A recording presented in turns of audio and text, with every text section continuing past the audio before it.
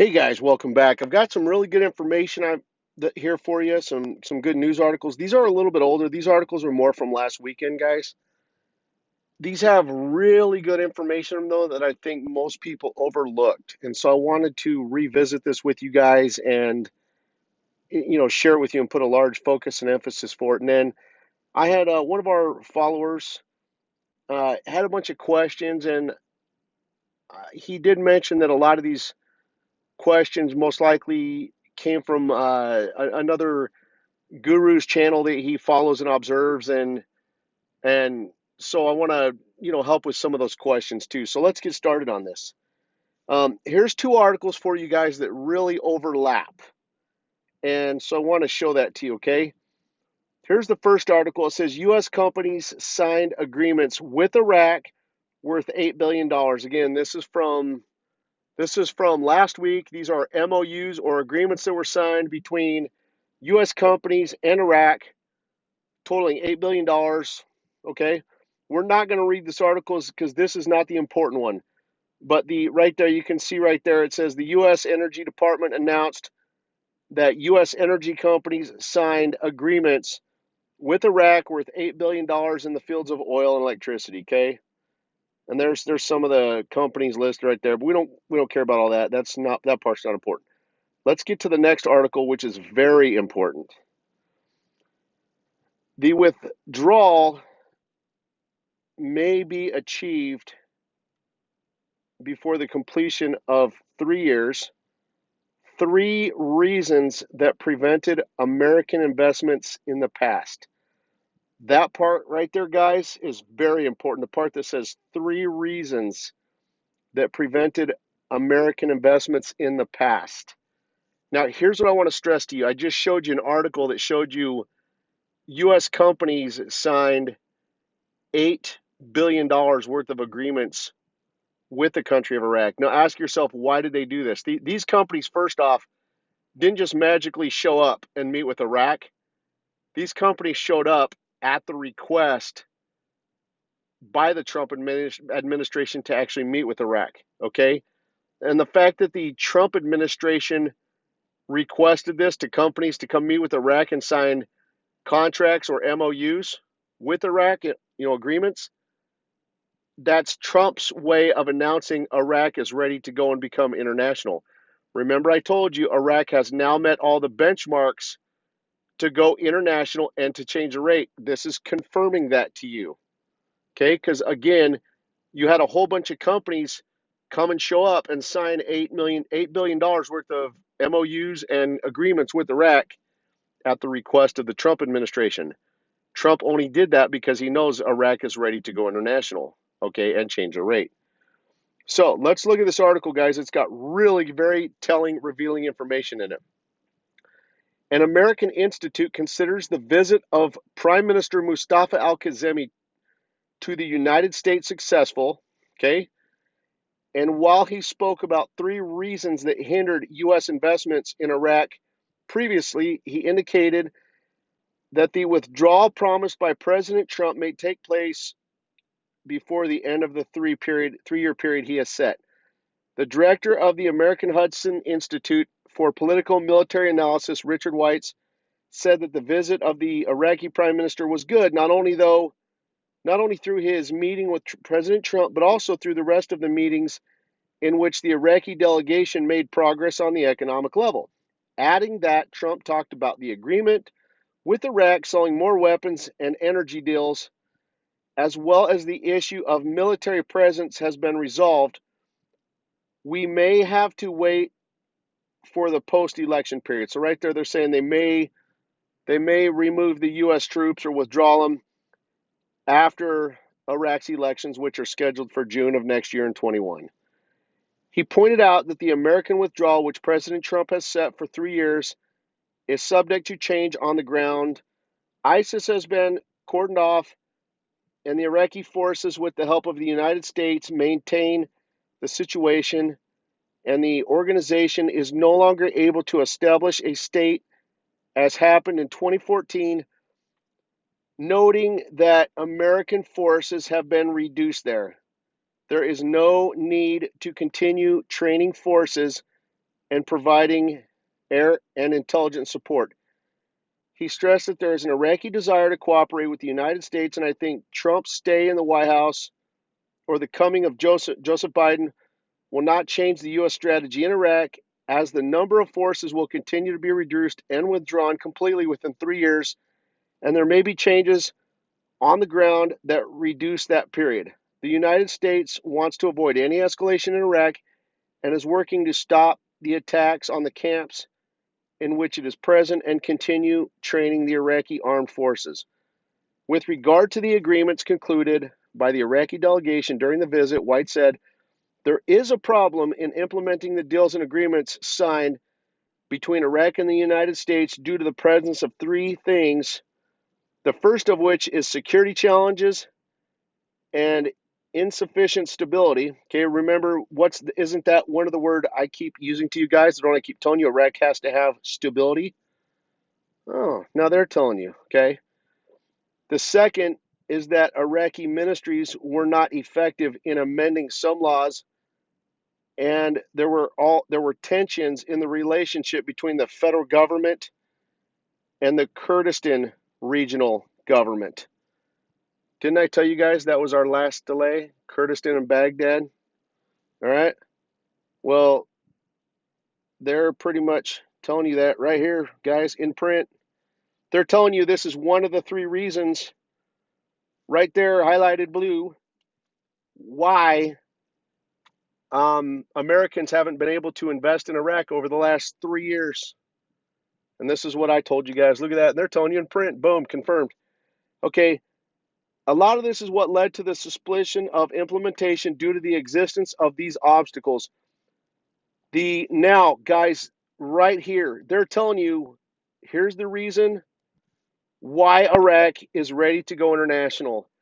The political, it's highlighted blue right there, the political and economic reform in Iraq, excuse me, the political and economic reform in Iraq creates the appropriate ground. So they're telling you the Iraq's political structure is good, that Kazemi's done a good job, and due to the economic reform, that creates the appropriate ground for Iraq to go international. Guys, they're telling you right there. They're telling you. That's awesome. He stressed that the United States wants a good relationship between Baghdad and Erbil to implement its investments because the existence of differences and the absence of stable ground will impede this. Guys, there's the second time now they're using stability ground. With regard to the early elections, which Kazemi set for June 6th of 21 as a date for them, White said the United States will support the upcoming Iraqi electoral process logistically and healthy in the presence of the corona pandemic, support for security and law, and any operations expected by ISIS to target the electoral process will be responded to by international coalition. The American General Electric Company revealed Thursday that the details of the Iraqi government's signing of two new agreements to strengthen the country's electrical power infrastructure with peak demand for it during the summer months. The company said in a statement received, the value of these two agreements amounts to $1.2 billion at $500 million with General Electric for gas energy to carry out modernization, maintained a vital service for a number of electrical power stations, which will enhance efficiency levels and help preserve more than 6,000 megawatts of electrical energy. She added that $727 million is the network solution business unit at General Electric for renewable energy to enhance the electric power transmission network in Iraq, improve its stability, and connect it with the energy network in Jordan, noting that the company is cooperating with a number of export credit agencies to secure more than $1 billion to finance projects in Iraq. And guys, so today, a lot of you guys got concerned about these $1 billion loans and stuff, guys. Iraq's using these loans to rebuild their infrastructure. Okay, that's it. They're right there. They're telling you. These loans that they're getting right now, again, are to rebuild their infrastructure. They have to do this. They don't have a choice. Okay, and And one thing I want to expand on is a lot of people seem to think that the rate change itself is actually going to bring a lot of increased wealth into the country of Iraq. It doesn't. The rate change itself does not just magically give the government money. All that the rate change does is just change purchase power and change the notes out. It replaces the large notes with small notes at an increased value. It doesn't provide a surplus of money to the government. It doesn't give the government newfound wealth. Okay? It doesn't. All it is it's just a transition to the monetary system. Nothing more. It doesn't provide newfound wealth to the government. Okay?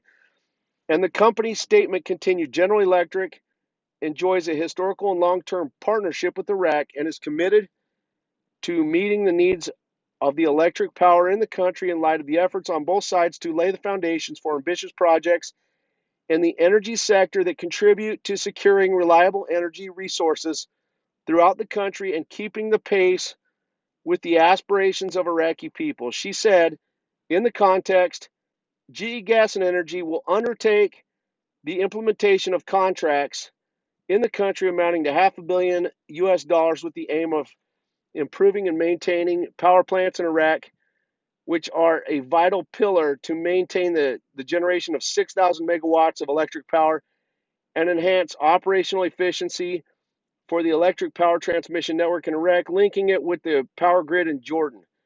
After signing a contract to implement this project worth $727 million, he continued, in addition to implementation services entrusted to it, GE will also cooperate closely with a number of export credit agencies to discuss securing more than $1 billion in financing these projects. So guys, today, a bunch of you freaked out because you saw where Iraq got $1 billion loan right there. That's the money needed to fund all these infrastructure improvements and projects. Right there, they're telling you that was just with GE alone, $1 billion, okay?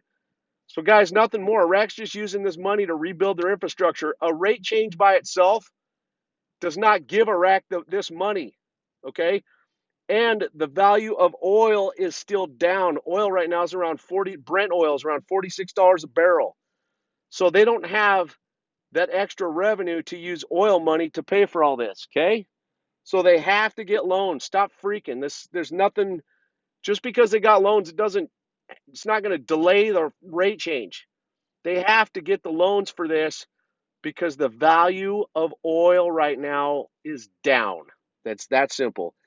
The American company confirmed in the presence of His Excellency, the Prime Minister, Kademi, and other group officials in his government of Iraq and the United States, and the partnership agreements was signed by His Excellency, the Iraqi Minister of Electricity, blah, blah, blah, blah, all that. Okay. Man, this is one long article. The company's statement quoted Minister of Electricity, our main focus is ensuring the country electricity supply without interruption, especially in the summer months that witness peak demand for them to meet the needs of our people and various business fields in our relentless pursuits. Okay, guys, I'm almost done reading this article because it's just rambling on now about. Anyway, guys, the main points there, they told you in that one section where they told you, they said basically the political, they basically said because of the political and economic reform in Iraq, it creates the appropriate ground. They're telling you the reasons right there why Iraq is ready to go international and change the rate. They're telling you this is also the reason why Trump asked American companies to come to this meeting and meet with Iraq and sign contracts and agreements. And they're also telling you in this article that in the past, U.S. companies were not going to sign, and why they did not sign contracts with an agreement, because Iraq was not ready to go international. Right here, they're telling you guys, this article is awesome. This article is amazing. It's very telling. Or sent me some questions. He also follows Pimpy site. He gets a bunch of information from Pimpy site. All I can say, guys, is you got to choose wherever you get your intel. That's on you. Okay. You got to get it where from it. If you know how to filter your information, that's good. Some of you guys are very good at filtering your information. Okay. Um, if you're not good at filtering, okay, and you're not, be careful, be cautious where you're getting your intel from. Be careful what gurus you're getting your information from, because there's. Let's go through some of this because I can show you if I don't know if he got a lot of this from Pimpy site, but if he did, um, a lot of this information, guys, is complete BS. And I'm going to squash it right now in 2 seconds. So I'll show you this.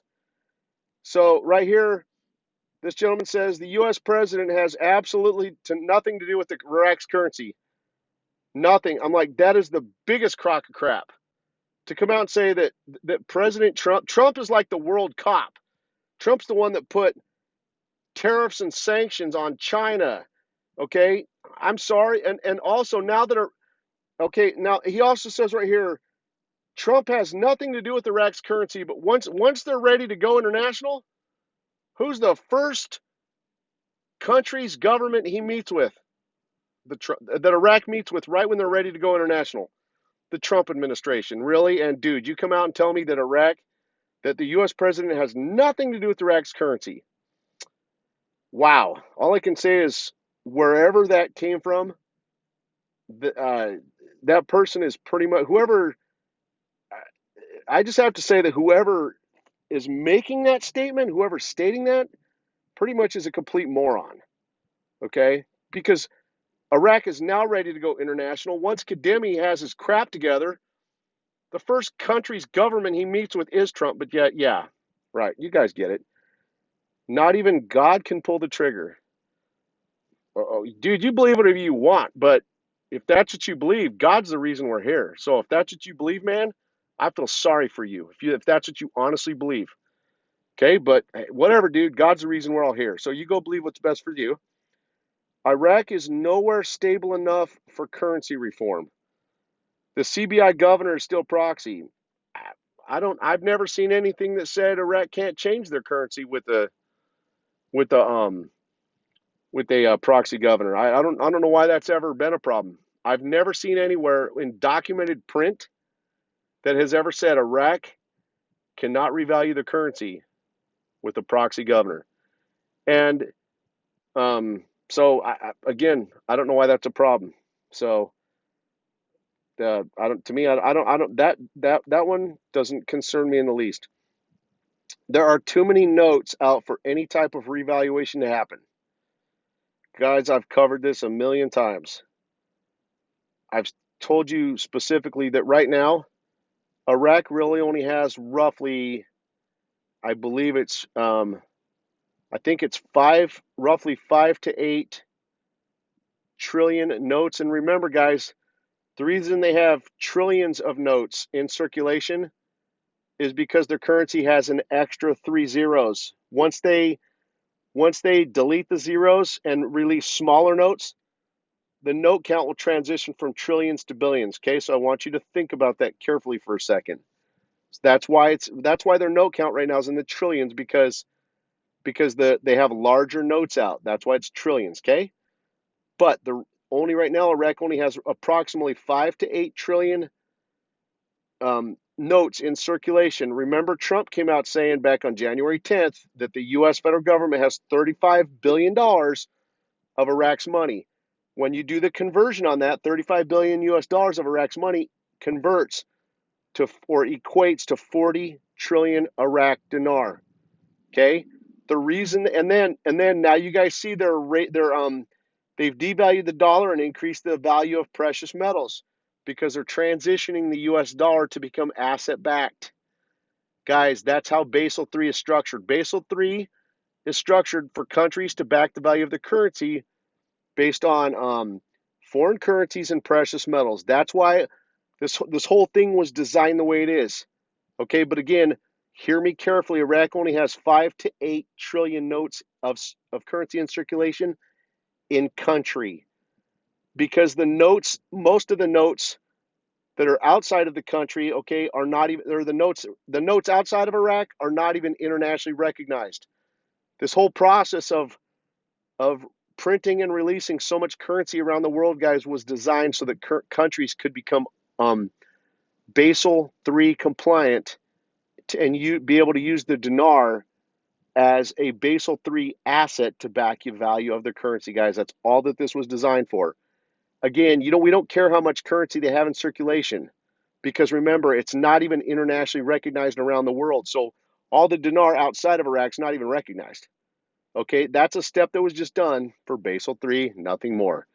All you care about is how much dinar is inside the country of Iraq. Okay, so let's look at the next one. Iraq is still under UN sanctions.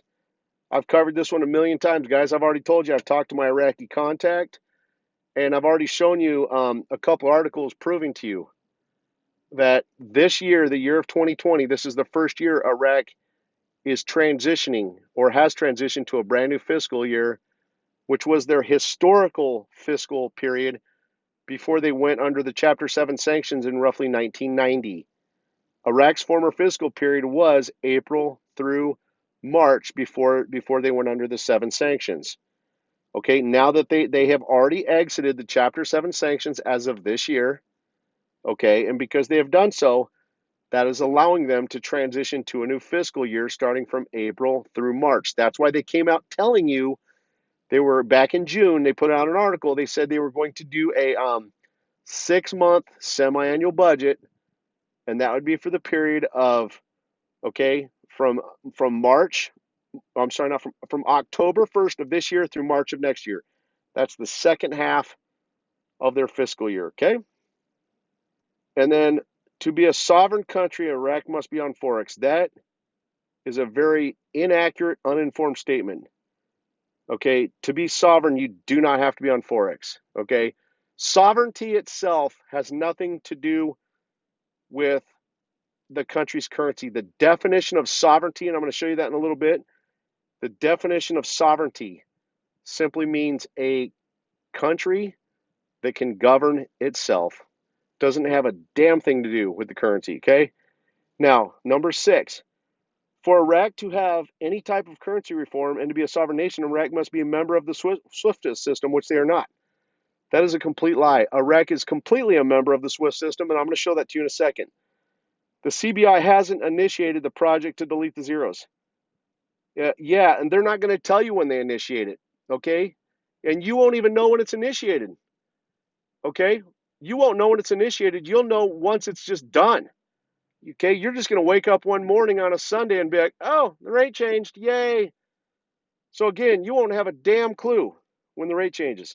So that's kind of just an illogical statement that's just illogical. There's no 24/7 they don't have 24 electricity 24/7. I'm not sure. And we really don't know that they're preparing. I just read you a very long article that shows you they actually are working. But remember, guys, in order for them to really rebuild their infrastructure, okay, they really have to have their currency has to be internationally recognized. Remember, I just told you their currency's not recognized outside their country. So do you guys think that GE is going to accept payments with non-internationally recognized currency? So if you had common sense, you would realize that Iraq's not able to pay for infrastructure improvements until their currency is internationally recognized. Because Article 8 under the IMF says they can really only use their dinar, their native currency, to pay for things like that. So again, they can only use the dinar and it has to be internationally recognized. So again, that's just, I don't know, common sense wasn't applied there. The HCL is still not addressed. Okay, guys, I've already covered this in a million videos. The HCL and Article 140, which are pretty much both they're not necessarily the same thing, but they're both have the same principle to them. It's money given back to the citizens. Okay, they've been laws on the books ready to go since 2005 for the last 15 years. All they have to do, and they can't implement these till the rate changes, guys. That's why they've been ready to go and on the books since 05. But if you were smart, you would understand the current Constitution only goes to Article 139. But yet, This morning, I did a video for guys, and it said right in it, Article 140. So now I want you to think about this carefully. As of today, or right now, the current Constitution only goes to Article 139. But yet they need to address and implement Article 140. How do they do that? Simple, guys. They amend the Constitution and add Article 140 and HCL to it. But again, these are laws that have been ready since '05. What are they waiting on? The rate change. They cannot be implemented until the rate changes. So again, you guys have to think a little bit. And this gentleman says, I've been investing in this since '05. I'm sick and tired of gurus pumping investments, okay, for financial gain. Well, you just said it right there, bud. You're listening to gurus that achieve financial gain from you. Okay, if you're listening to gurus that are trying to sell you gold, silver, and other crap. Okay, one other guru that a ton of people listen to has traveled to Hawaii a gazillion times at the expense of his followers. If that's what you guys want to listen to, I wish you the best on that. But look at the accuracy. Do you guys realize that I've done something for you that not one guru has ever been able to do? Okay, here's what it is. You listen, take all the other gurus that are out there. Has any one of these gurus actually been able to come out? Do most of them just keep telling you soon, soon, soon? Yes, that's correct. The gurus just keep coming out telling you soon.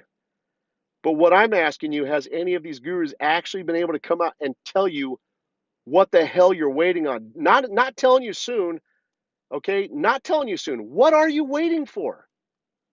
I've been telling you that since June. I've been telling you, you're waiting for Kurdistan and Baghdad to reach that comprehensive agreement. Iraq's got to have stability. It's that simple. And then I just showed you, right before this, I just showed you an article confirming to you where they came out and said, right in it, that U.S. companies have not been investing in Iraq for the past 3 years. And one of the reasons was because Kurdistan and Baghdad have to reach an agreement. It was right there in factual print. So again, sir, you send me this, but you said I've been investing since '05 and I'm sick and tired of gurus pumping investment and financial gain. If you're listening to gurus that are achieving financial gain off of you, you might want to reconsider what gurus you're choosing to listen to, bud. That's on you. So again, I'm done here. This is anyway, bud, and most of these comments are just completely inaccurate. Now let me squash some of this for you, because let's look at your ones where you said it was number 5 and number 6. And number 5, you said the country of Iraq must be on Forex. They again, to be a sovereign nation, all that, the definition of sovereignty is simply means a country that can govern itself. Doesn't have a damn thing to do with the currency, yet alone Forex. Sorry. And then number 6, it says Iraq is not even on the SWIFT system. And you're saying for Iraq to be a sovereign nation, they have to be on the SWIFT system, which they are not. Let me show you the accuracy of your information here. Okay, here we go. Here we go. Let's go to the internet. Right here. Here's all the SWIFT codes. It says right here, Iraq Bank SWIFT codes. Right there. Here's all the banks. See right there on the right-hand side, SWIFT code column. It shows you the city, shows you the SWIFT code for all the different investment groups, bank branches, all that. So really, I thought you just told me that Iraq wasn't on the SWIFT system. Looks like you might be as wrong as hell, ironically here. So there's all the SWIFT codes now. I'm going to show you the definition of a right here of the oh, also you said Iraq's not a sovereign nation. Right here, here's an article, buddy. President Bush discusses early transfer of Iraqi sovereignty. What's the date on this? June 28 of 2004. President Bush discusses early transfer of Iraqi sovereignty. Transfer of Iraqi sovereignty. Okay. Transfer of Iraqi sovereignty. So they gave Iraq their sovereignty back. All right. Let's look at the article.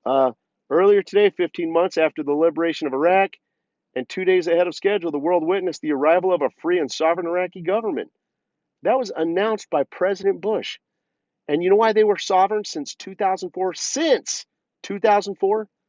Because they were able to manage, okay? They were able to manage and govern their own country. We don't govern them, bud. They govern themselves. We coach them, we guide them, we lead them. We also have put, in a way, handcuffs and restrictions on them from preventing them from going international. But we don't govern them. They govern themselves. So any guru, we know who that guru is, that's been telling you that they're not sovereign nation is full of complete crap. Because right here, this article, which again is from President Bush, is telling you that Iraq, okay, Iraq is a free and sovereign nation right here. Tells you right here in this article. So again, now let's look at the definition of sovereignty, okay, right here. Right here in the middle, sovereignty is the full right and power of a governing body over itself. I don't see anything mentioned in there about currency or forex. Yeah, like I said, bud, it's really important you learn what you're looking at, because I just showed you an article that showed you, stated right in it, the main two reasons why Iraq was ready to go international. They told you that Iraq was ready to go international because their political structure is ready to go, okay, and the other one was their economics, their reforms, okay. So right there, that's them telling you they're ready to go international. That's not my opinion. So anyway, guys, hey, you guys are the best. God bless all you guys, and have a great and wonderful day. Take care.